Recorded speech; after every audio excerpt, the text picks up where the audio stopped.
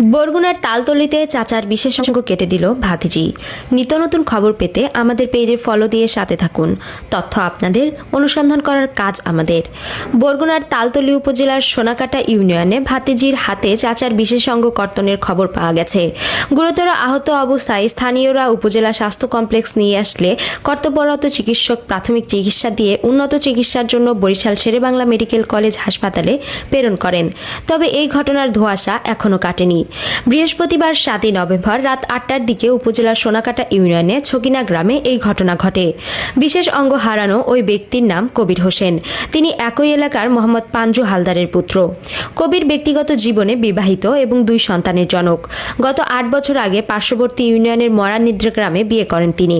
তালতলি উপজেলা স্বাস্থ্য কমপ্লেক্সে গিয়ে জানা গেছে, একই গ্রামের দুঃসম্পর্কিত ভাতিজিকে বেশ কিছুদিন ধরে উত্ত্যক্ত করে আসছিল কবির। বৃহস্পতিবার রাতে ভাতিজির বাড়িতে তাকে